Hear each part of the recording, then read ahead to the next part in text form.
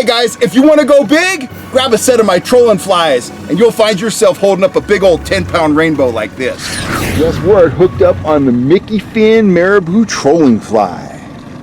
That is yellow with an orange back, and man, that fish absolutely crushed it. That was about 2 feet deep, about 108 feet behind the boat. We are trolling along here at 1.9 miles an hour. It's an impressive strike. We'll see if it's an impressive fish. When they stay down like that, they're usually nice fish. Oh yeah, I can see some flashes down there. Not huge. Not Not huge, but he's a husky rainbow, that's for sure. Oh yeah, that's a nice quality trout. Beautiful fish. Awesome. Putting up a tussle.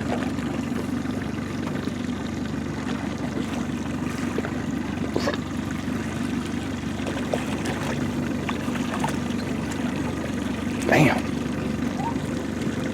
Nice. Oh yeah. That's, oh, popped off. Nice.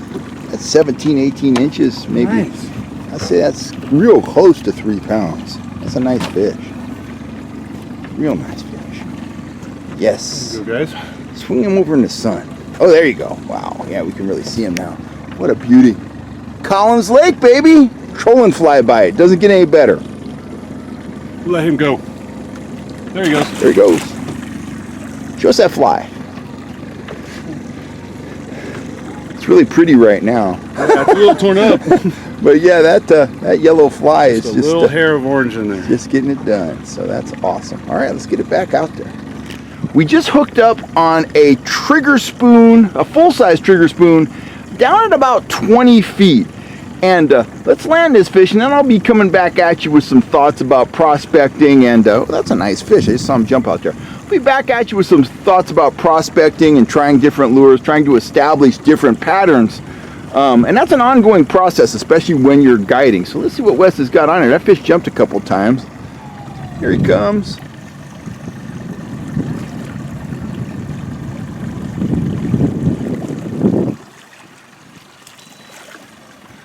It's a bass. Bass. Okay.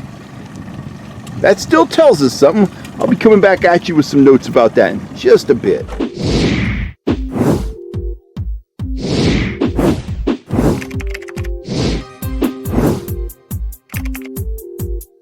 Okay, let's talk about prospecting for trout, and let's talk about the ever-changing, character of a trout bite.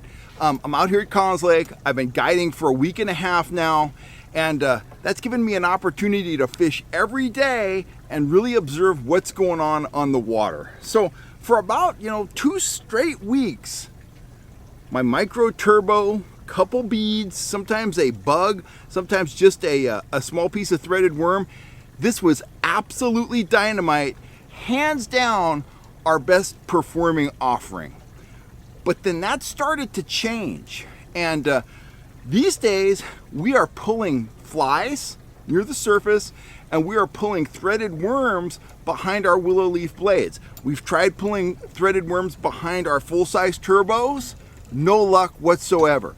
But right now we're running 2 surface, near surface orange flies for large fish, and we're running worms at 6 and 10 feet for numbers of fish. But we're aware that the bite, it's kind of ever changing. So we put our clients on limits this morning. We had 15 fish in the box by, probably 11:30 or so, maybe 11:15.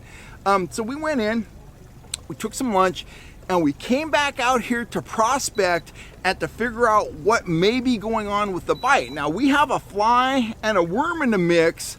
Those are our baselines, okay? And we're still getting hit on the worm and the fly.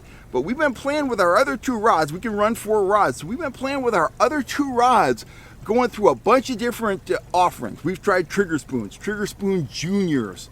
We're trying grubs right now. Because at some point, the fly bite and the worm bite, it's gonna change. It's gonna change to something else. We've got the speed dialed at about 1.8. That's the speed that the fish seem to prefer right now. So we're kind of experimenting with different offerings to see where the bite's going. As of right this minute, nothing has changed. We've got one fish on the worm, we've got one fish on the fly, we haven't got anything on spoons other than a small bass, and we haven't done anything on the grubs either. But we'll keep playing with the bite. You know, it may switch. Next week it may be all about grubs, or it may be all about pulling, you know, full-size trigger spoons. But the way that you stay on top of a bite, once you've got a bite established, is by running some rods with the tried and true stuff on them, and then using your other rod or your other two rods if you're fishing with a partner to experiment, to run through, you know, a variety of baits. The speed you need to run at and the depth the fish are holding, that tends to change relatively slowly.